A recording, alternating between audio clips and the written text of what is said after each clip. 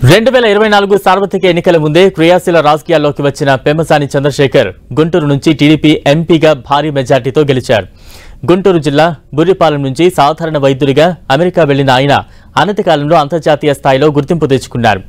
అమెరికాలో వైద్య విద్య లైసెన్సింగ్ పరీక్షకు హాజరయ్యే విద్యార్థుల కోసం యూ వరల్డ్ పేరుతో ఆన్లైన్ శిక్షణ సంస్థను ప్రారంభించి స్వల్ప వ్యయంతో వారికి శిక్షణ అందించేందుకు శ్రీకారం చుట్టారు.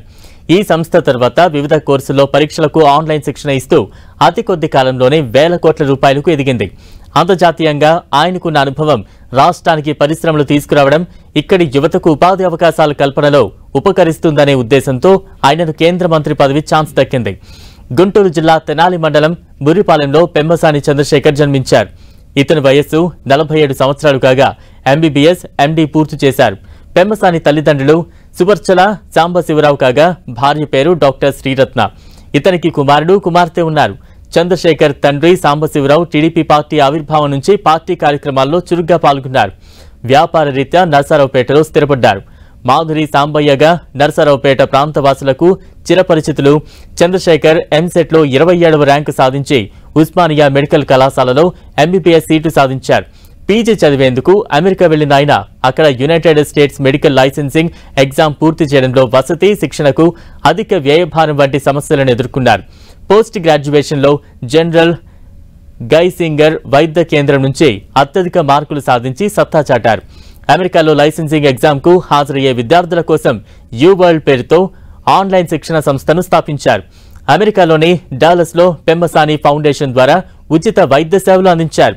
ఫోర్బ్స్ నుంచి పెమ్మసాని చంద్రశేఖర్ 2020 సంవత్సరంలో ప్రతిష్టాత్మక ఎన్వెస్ట్ ఎంటర్ప్రెన్యూర్ అవార్డు అందుకున్నారు. అంతేకాదు అమెరికాలోని అనేక ప్రతిష్టాత్మక మీడియా సంస్థలైన మీడియం, సీఈఓ వరల్డ్, ఫాస్ట్ మ్యాగజైన్లు కూడా అవార్డులు అందించాయి.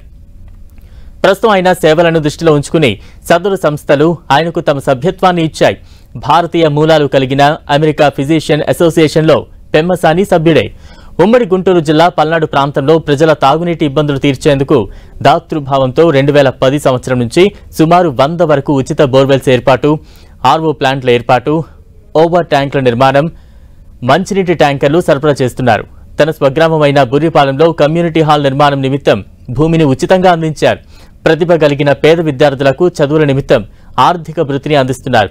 కార్పొరేట్ సోషల్ రెస్పాన్సిబిలిటీ కింద ధార్మిక భావం కలిగి విద్యాసేవలు అందిస్తున్న సంస్థలకు ఇతోధిక విరాళాలను అందజేస్తున్నారు. అంతేకాదు అంతర్జాతీయ సంక్షోభాల సమయంలో సైతం వారు పలు సంస్థలకు తమ ఆర్థిక తోడ్పాటును అందించారు.